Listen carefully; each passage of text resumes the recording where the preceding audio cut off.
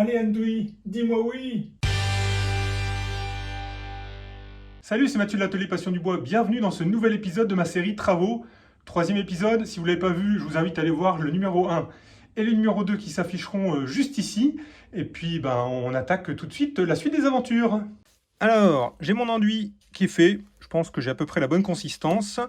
Mon platoir, il y en a des gens qui préfèrent les doubles spatules. Moi, perso, je travaille avec ça.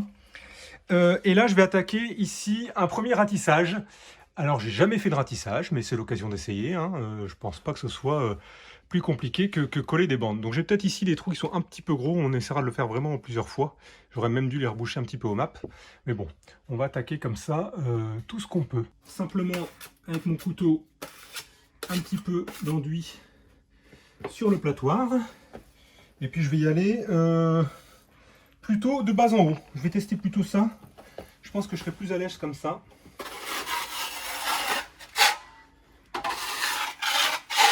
Voilà. À mon avis, il va me falloir des quantités d'enduit de dingue. Donc, je peux plus charger au départ, je pense. Voilà, plus charger. Ici, voilà.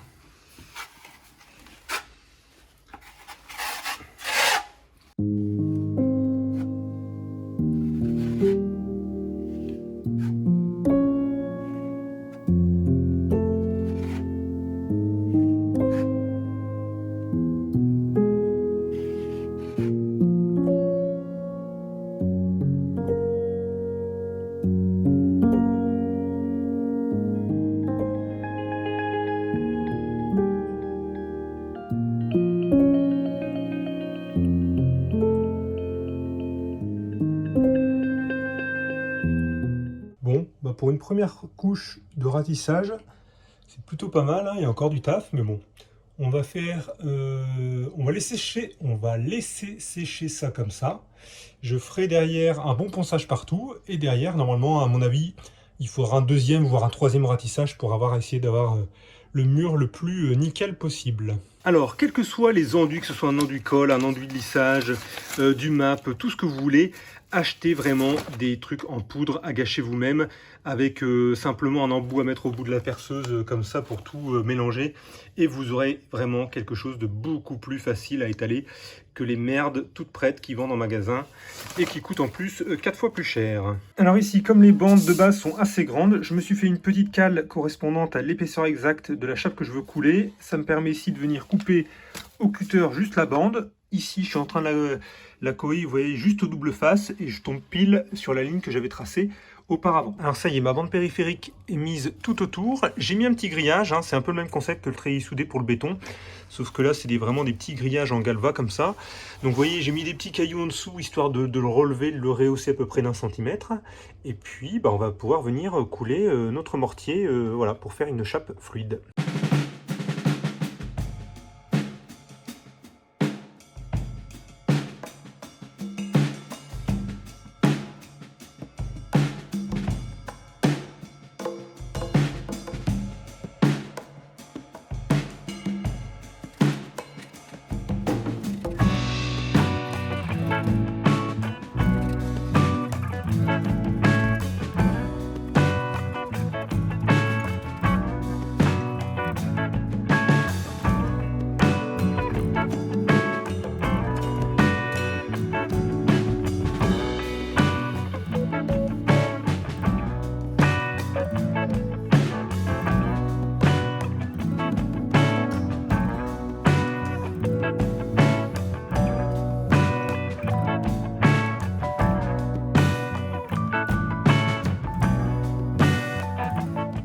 Je suis très content du résultat, là, cette petite chape, nickel, avec mes petits rebords pour m'aider, ma petite cornière ici pour m'aider à poser ma grande truelle. Et puis voilà, je pense qu'on va être bon, on va laisser bien sécher ça, et puis on sera bon pour la suite.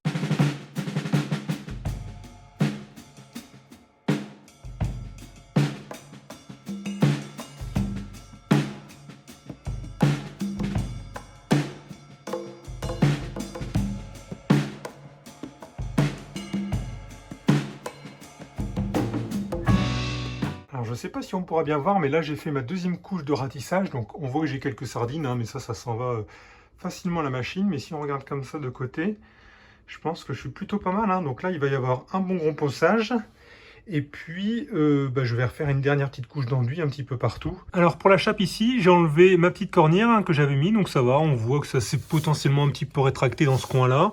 Pour le reste, on est à peu près bien de niveau, donc là c'est toujours en train de sécher, mais ça me fait vraiment une belle surface lisse pour pouvoir carreler derrière sans souci. Ce mur du salon va être refait et je vais profiter pour refaire ces deux interrupteurs. Là j'ai déjà enlevé les pourtours, et le but du jeu ça va être de refaire une plaque complète. Ce sera plus joli que deux interrupteurs seuls. Pour ça, je vais remettre une boîte double complète, donc je vais faire sauter tout ça.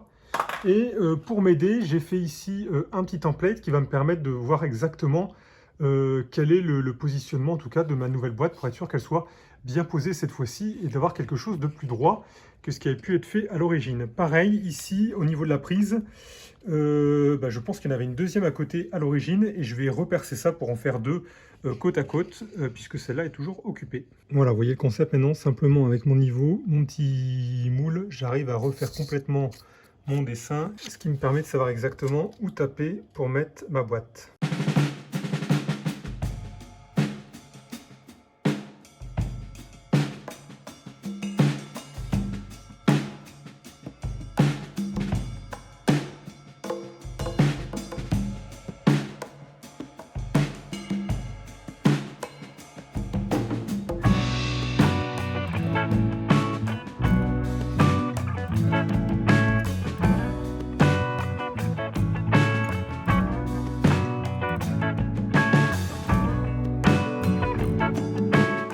Vous me voyez ici remettre les vieilles prises. Pourquoi? Parce que je vais devoir reponcer ce mur, refaire tous les enduits, donc autant saloper les vieilles prises avant de mettre les nouvelles. Ça, c'est pas gênant, et c'est aussi pour ça que je fais les boîtes maintenant, parce que là, vous voyez, j'ai un petit peu de trucs d'enduit qu'il faudra prévoir sur cette partie-là. De même, c'est pareil, là-haut, je vais relaisser en attendant ces vieilles prises, et les nouvelles seront posées juste à la fin quand tout va bien. Également, ici, je me rends compte qu'il n'y a pas la terre dans cette prise, donc on va profiter du nouveau compteur qu'on va installer juste derrière, là, dans la buanderie, pour retirer un câble propre et avoir une terre sur cette prise. Alors ici, je vais coller les bandes dans mes angles. Donc, pour ça, bande armée. J'ai fait mon petit mélange et puis je vais y aller tranquillement, hein. Donc idéalement, les bandes, je les mouille avant. Là, comme c'est celle avec le métal, je ne vais pas la mouiller pour éviter que le métal rouille. Et alors, ma technique, hein, chacun sa technique pour ça, c'est de venir en mettre un petit peu de part et d'autre du mur. Alors là en plus on a un angle qui est un peu rentrant, donc c'est moins évident. Et plaquer la bande, rappuyer bien partout pour qu'elle soit bien en contact partout avec l'enduit. Et après derrière je viendrai avec mon platoir venir faire une passe complète sur l'ensemble. Donc ici vous voyez un petit peu directement, on peut de toute façon un peu bien charger, hein. En plus là c'est pile l'endroit où moi j'avais fait mon map. Donc du coup j'ai quand même quelques endroits qui sont à rattraper. Donc ça me permettra en plus, en posant cette bande, de rattraper directement cet endroit-là. Alors après ici, l'idée c'est d'en mettre assez pour que la bande soit bien en adhérence et en même temps pas trop en mettre parce que de toute façon après ça va faire une boursouflure au niveau de la bande. Donc on fait voilà, comme on peut. Il vaut mieux au pire en mettre un petit peu plus et de toute façon en appuyant après sur l'ensemble, ça va venir faire ressortir la bande complètement.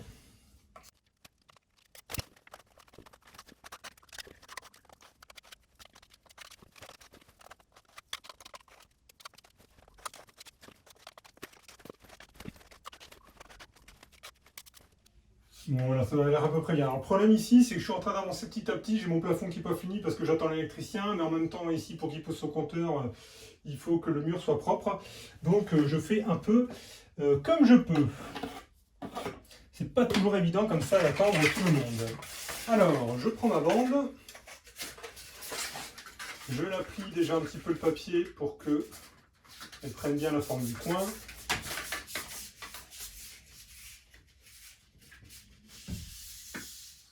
Voilà. Et je vais venir tout simplement ici la poser, bien enfoncer partout. Et maintenant je vais prendre ma spatule pour venir voilà, l'appliquer. Et là le but du jeu c'est vraiment de venir la plaquer contre moi, toute ma colle ici que j'ai mis. et qu'elle soit bien vraiment collée comme ça. Si elle n'est pas en contact avec l'enduit qu'on vient de poser, bah c'est là où je vais avoir l'effet soufflette qu'on va voir passer avec le temps. Donc c'est vraiment important de vraiment bien l'appliquer. Et si vous avez un bout de bande qui est sèche, c'est ça qui va faire que voilà, demain ça va souffler.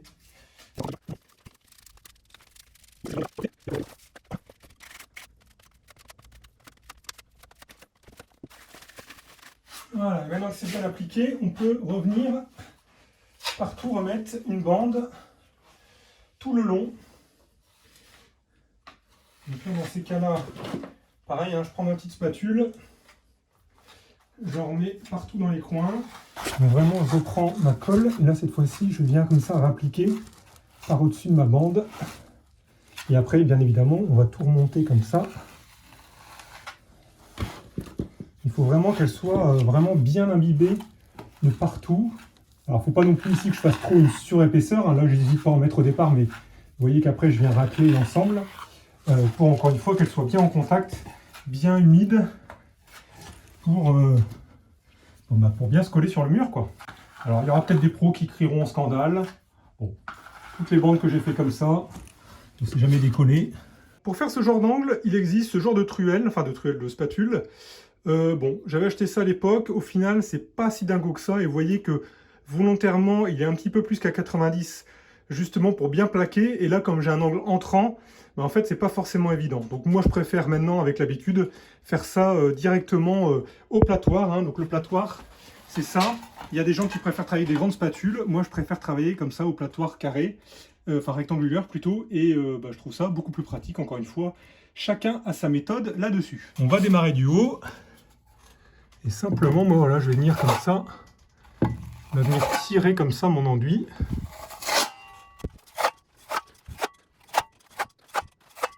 Alors bien évidemment, le mur à droite aura le droit, à droite et à gauche, hein, auront le droit tous les deux à un petit lissage après. Hein. Donc pas d'inquiétude. Et là, voilà, je redémarre de l'angle. Et je reviens tirer comme ça. Et au final, ça me fait un truc tout à fait propre. Et au pire, j'ai une petite sardine. Donc les petites sardines, c'est vraiment quand on a une espèce de petite arête en enduit là, qui se ponce très facilement. J'ai fait tous mes enduits bandes, plafond, ici, les redescentes. Alors bien évidemment, encore une fois, hein, comme j'attends le passage de l'électricien du plombier, ça reste ouvert pour l'instant. Donc ça, c'est une bonne chose. Ça va me permettre derrière, moi, de faire une deuxième passe de ratissage sur ces murs-là et un petit coup aussi sur le plafond pour pouvoir après avancer, pour encore une fois que l'électricien puisse poser son compteur ici. Bon, bah ça commence à devenir bien là, hein, avec un petit ratissage complet sur le plafond, idem deuxième couche sur les murs. Voilà, ça commence à être pas mal. Alors ici, j'ai une fissure entre tous les carreaux de plâtre là, donc ça revient globalement partout. Donc ce qu'on est en train de faire, c'est de gratter toute la rainure et on va mettre un enduit spécifique qui est un enduit un petit peu souple qui permettra normalement, si tout va bien, d'éviter que ça se refende à cet endroit-là.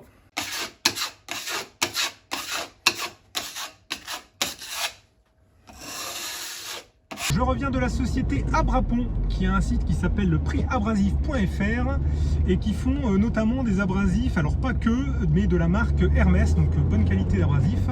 Ils font aussi du 3M, ils font d'autres choses en marque, donc n'hésitez pas à aller voir.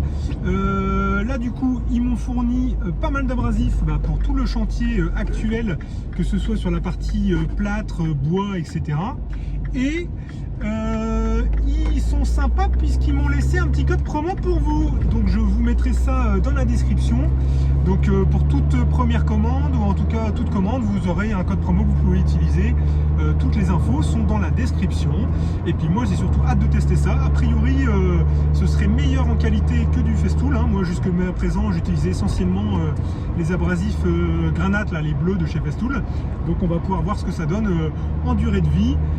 Et puis surtout après aussi en niveau d'encrassage, hein, parce que là ce que j'ai à faire c'est surtout des trucs comme du plâtre et puis du vieux vitrificateur sur parquet. Donc on va pouvoir tester ça en vrai et dans le dur. Alors là je vais tester les fameux abrasifs Abrapon hein, pour la première fois. Alors vous voyez, ça c'est le Festool en granat, ça c'est les Granat Net style Abranet à la Mirka, et vous voyez comment ça vient se déchiqueter tout autour.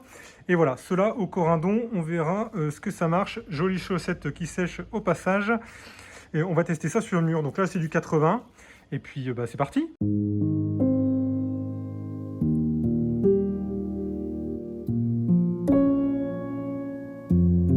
Bon, c'est pas mal du tout. Alors là, c'est arraché, mais c'est de ma faute parce que je suis venu me prendre dans ma boîte et je suis venu tout taper. Pour le reste, ça marche quand même plutôt bien. Et on fait encore une bonne accroche. Et vous voyez, le mur, c'est vraiment bien fait, impeccable. On voit encore les anciennes partures du dessous qui ressortent aux endroits qui étaient plutôt surélevés. Bon, là, j'ai mon pote Thomas qui est venu me filer un coup de main. Thomas, si vous voulez rappeler, j'ai fait l'aménagement de son camion. Donc, je vous mettrai le lien dans la description. Vous pouvez y retourner voir. C'est une petite vidéo où on a aménagé un Renault Master pour pouvoir mettre un trafic, pour toutes ses affaires. Et là, il me file un coup de main pour faire un petit ratissage. Regardez sur ce beau mur. Regardez comme c'est beau, tout ce que ça ressort. Et là, on a notre fameuse fissure qu'on a nettoyée l'autre fois, avec cette fois-ci un enduit un peu spécial. On avait dit un petit enduit souple. Voilà, pour éviter que ça se refissure après, puisqu'on est pile dans une jointure entre carreaux de plâtre. Bon, c'est pas mal du tout, hein. On a quelques petites vaguelettes, mais rien qui ne partira facilement à la ponceuse. Et en tout cas, voilà, le ratissage est fait complètement. Donc après ça, ponçage, sous-couche. Bon, alors pour poncer, ces petits disques au corindon, ils sont vraiment pas mal, hein. Franchement, là, je suis sur du 180. J'ai pu faire mon mur enduit nickel. Vous voyez, j'ai tapé un peu dans les bords, mais ça s'est pas trop arraché encore. Donc vraiment bonne solidité. Et clairement, j'ai la sensation, à reconfirmer, hein, avec potentiellement d'autres matériaux, mais qu'ils ont en tout cas, qui tiennent plus longtemps que les granades de Festool. Donc c'est ce que m'avait dit la personne de chez Abrapon, mais du coup je voulais le tester en live et pour l'instant ça a l'air de se confirmer. Donc on va valider ça bien évidemment avec d'autres essais, notamment sur le bois, la partie qui m'intéresse un petit peu plus. Bon, je vous propose de s'arrêter là pour cette vidéo, ça fait déjà pas mal de taf. Et puis on se retrouve la semaine prochaine ou dans 2 semaines pour la prochaine vidéo avec la suite des aventures, donc la fin des enduits, la partie peinture, et puis après...